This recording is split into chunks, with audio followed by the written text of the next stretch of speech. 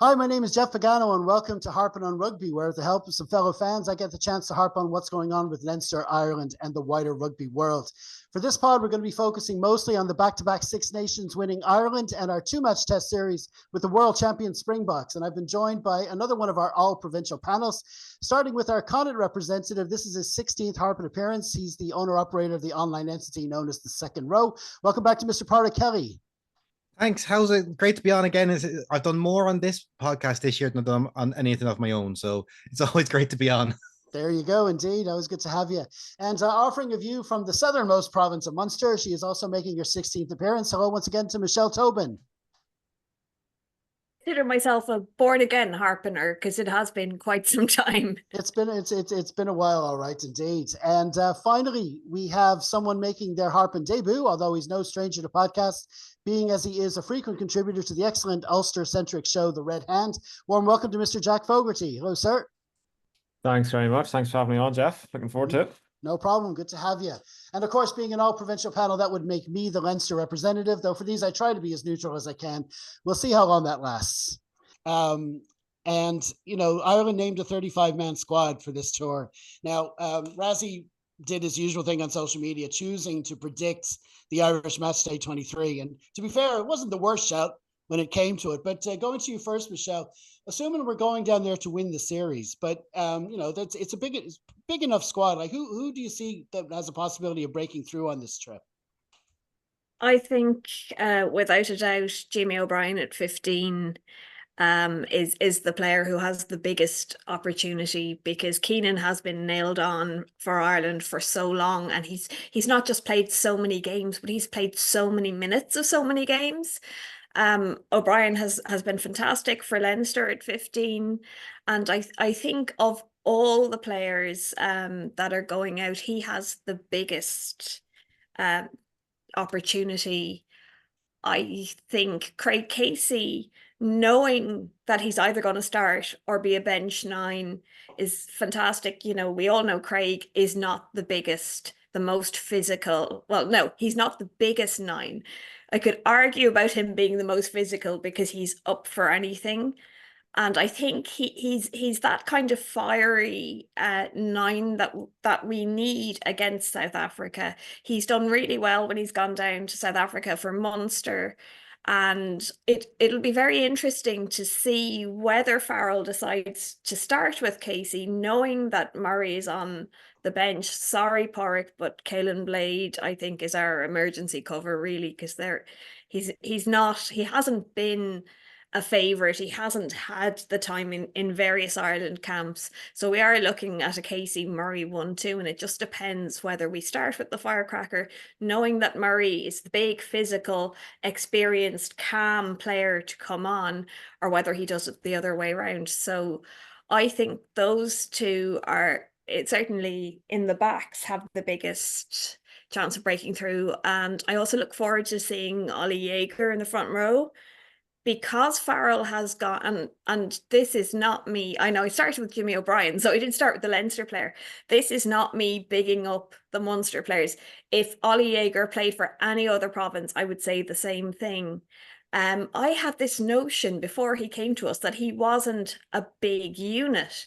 And I was standing on the terrace in Exeter and he was warming up in front of me, and I went, oh my God, it was like the Incredible Hulk was standing in front of me.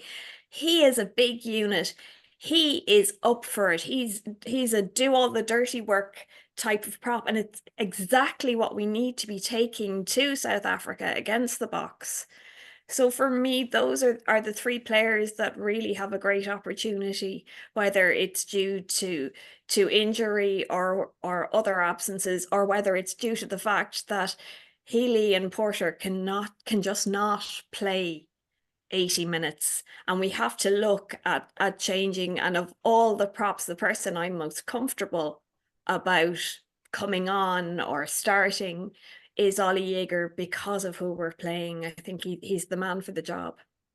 Yeah, I mean, like the first 2 positions you spoke of, I mean, they're kind of they're enforced, and it's almost good in a way that we're kind of forced to make these changes, you know, to try other options, because I mean, those 2 positions specifically have kind of sort of nailed on incumbents there. If they're fit, they play at the moment. And so it's good to be able to try other options. And hopefully it won't be, and I presume it can't be, just someone to go on and just play like them. They've got to stamp their own authority. Jimmy's got his own style of play. He's a lot more creative. He's good with accurate kicks and all that kind of stuff. And he can do his own thing. And Craig Casey, like they complement each other. Himself and Conor Murray complement each other with Munster, and it'd be good to have that kind of knowledge and stability. But like you say, it's a case of they're two different styles of scrum halves, so it's just a question of which do you go with first. So yeah. a lot of decisions to make there. Yeah, both of them have the experience with playing with Jack Crowley at 10 as well, which is something that will come in really useful, I'm sure. Absolutely. Okay, on to yourself, Jack. Who do you think can make a showing down in South Africa?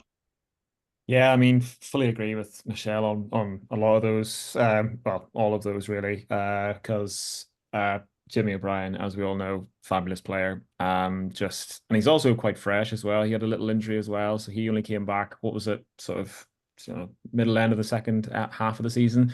So he came back with a bang now, and he was looking class. So more than happy for him if he slots well. He probably will slot in at fullback. I can't see anyone else taking that, unless they want to change things up with Frawley. But yeah, for me, I make absolutely no excuses. I'm just going to name all the Ulster players. And, the first one who's probably had the most sort of meteoric rise in the last few months has been Cormac Izuchukwu. I don't see him actually making the making the test squad. But if you're looking for a big, big back row, we might get on to selections a little bit later, but in terms of, if you want to go for size, you're gonna have to go for a big six. But who knows, it might be a bit of a reshuffle with the second row and getting McCarthy, Ryan, and Byrne all on the pitch at the same time. What you do with the back row, who knows? I guess the one guy who's not there, not because of injury, but because he's expecting his first child, Jack Conan. So he's not there. So he's your typical sort of bench man. So there will be an opportunity there, because I imagine we'll go 6-2. So Ryan Baird +1 maybe, and then it's a toss up between then Timoney and Prendergast. If maybe someone else is going to get shot in there in the back row, second row, something like that. So that could be really interesting. There may be a surprise inclusion, but sort of Tom O'Toole has been sort of touted as being potentially moved across to the loose head side of the scrum. So again, I don't really see doing that on a to the poor guy on his first tryout on loose head against like Frans Malherbe or Vincent Koch of South Africa. So maybe not the best testing ground to do that, but it'd make great TV probably. Yeah, and then lastly, the only thing that I can see happening in the back line is if there's injuries, because I really don't see much change out of the back line of Casey, Crowley, Bundy, etc. But if there is one injury to a really key player, I think that it'll be Jacob Stockdale that comes in for James Lowe. But James Lowe's been so important. He's been so fit. He's not missed many games, if any, when he's come back. Obviously, he's had little breaks when he's been away with Ireland and stuff. But he is the sort of like for the sort of 11 jersey. He's actually been playing really, really well towards the tail end of the season. Got a couple of nice tries and has been playing really well. Looks like he's got a bit of his confidence back. He is a confidence player. Somebody I really sort of back in this Andy Farrell setup, where he just gets everyone, pumped up and just G'd up for playing for Ireland. He just seems to make everyone tick. And for Jacob, he is 100% confidence player. So if Andy can get the best out of him, then we could see shades of 2018, I hope. But again, it's just whether these guys get given the opportunity. But with Andy, it's always been next man up, and it's just been a case of, well, give it your best shot. And actually, I think as a bit of a hot take, I actually think that Caleb Blade is probably the more like for like replacement to Gibson Park, because he has that threat around the breakdown and stuff. Podrick probably won't want to speak up about that just to save face, but I would stick some money on the fact that Caelan Blade will offer you a bit more than definitely more than Murray. I mean, Casey's got still a little bit of zip about him and can go around, but Caelan Blade just loves to have a little snipe, and I do love that in a 9. So there's a few guys that can go in there, but yeah, unfortunately, maybe not all the Ulstermen I mentioned will make it. So we'll just have to wait and see. Yeah, I mean, it's like you say, it's all about what we're trying to do down there. So a lot of talk about this tour going back a few months now, saying, are we going down for a development kind of thing, or are we going down, put out our strongest side to win both tests? And I mean, when you look at Ireland's schedule from now to the end of the year, we're playing all the rugby championship teams before Christmas, and I think there's one against Fiji as well. So there's a lot of big contests to come, and you're up there competing at that level, and you want to put the best teams out there when you can. But of course, also you want to develop, and you want to give some caps, and you want to give some game times in green. So there's a lot of names in there. It's a big squad to bring down for 2 matches. You're thinking the likes of someone like Stan Prendergast is there just to get the experience of being on tour with the senior team. And there's maybe a couple more names there that might fall into that category. But there are still some opportunities just to get some game time into these newer players. What do you think, Parag? Yeah, like I was actually really interested about the squad makeup because I have it in front of me, and in my eyes, we only have 2 loose heads. We only have 1 out and out 7, and only 1 player that you'd call a 15, and 1 person you'd call an out and out 13. The rest of the squad, like all the wings, two of the 5 people in the wings could cover fullback for you. Frawley kind of covers half the back line. I really don't hope we see him at 15, because as good as a player he is, he doesn't have the pace to cover the full back, that full area of the pitch, like Jimmy O'Brien and Keenan done. I think it's, as I've heard someone say, he kind of has a turning circle of an oil tanker. Like he just kind of, it takes him a while to get moving, and get turned. But he's key for 6-2 split. I think that was right about Jimmy O'Brien's going to be our set in stone 15. Like for me, I can see Nick Timoney very much taking the Jack Conan spot on the bench of like the out and out replacement for at 8, to see when Peter O'Mahony comes off, or however that works with the back row split. Like it was really interesting because I have my 6s as Peter O'Mahony, Cian Prendergast, Ryan Baird, and Cormac, and like I think there's a lot of planning in that position for life without Peter O'Mahony. That's the only reason you bring 3 6s down with you. The O'Toole for 1 at loosehead's the one I find really interesting, because he is the only player there who might become a loosehead. Like Finlay was tried a couple of years ago, it just didn't work for him, and between himself and Ollie, they're great bench options. I think especially this year with how Munster have used Ollie Jaeger as that impact sub at tight head, I think it will really suit him coming on and giving that 20-30 minutes, depending on how things are in training, because we're not we're not there. It's the injuries in squad have helped us see the fringe players. I think that's always the thing with these Irish squads. Provincial fans argue about players 30 to 35 because players 1 to 29 are effectively set in stone. We know them straight off the bat. So it's those kind of, who are the 50-50s? Like, if we were looking for pure development, we're not going to South Africa this summer. We're going to Japan. We're going somewhere else, or we have midweek tests against South Africa A, and we're bringing the likes of, say, Coombs, the Murray brothers, the full Ulster front row, like we're bringing a squad of 50 down there and giving these guys midweek tests. This is a series to go down and win, and to show that we can win down in South Africa. But it's where those injuries have come that really kind of showed the dearth of talent, not talent, but experience that we have in places.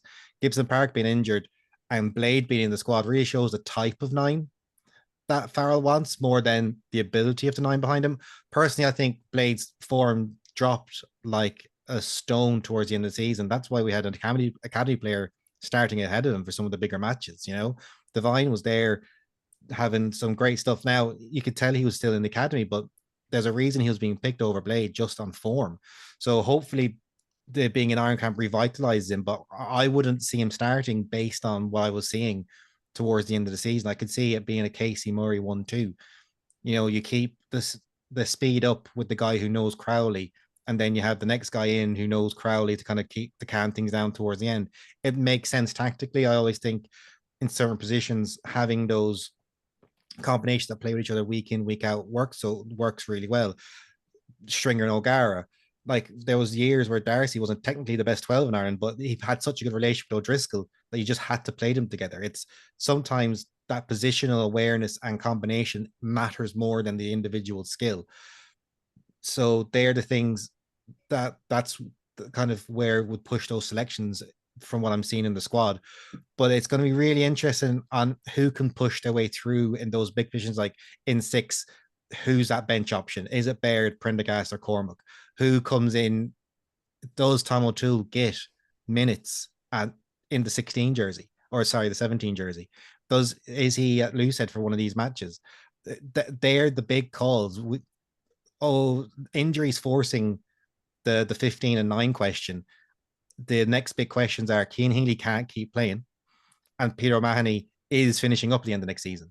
So are we now effectively seeing those things being set in stone in an Irish sense now, hopefully? And to be honest, Sam Prendergast won't get a minute of game time. If he does, I will eat my hat if I had one. But I think it's really interesting that we're gone for established 10, someone who will, in my opinion, challenge Jack Crowley for that jersey in a good way, like 2 players genuinely making each other better with how good they are. And that'll be interesting of how he gets in camp. If he's on the bench for any of these matches, I'll be shocked, because I think it'll be Frawley in that 23 jersey for the whole thing. But it's a really interesting squad. And I think it's a squad that can really kick on in a good environment. Especially, I think, as Pierre Manny says, tours are good. They bring people together, and they almost get the best out of you. Okay, well, listen, we're going to leave it there. Thanks very much to Pádraig, Michelle, and Jack for joining me. It's a great chat there, and I hope to have you back on again soon. Thanks, folks. Thank you very much. Thank you.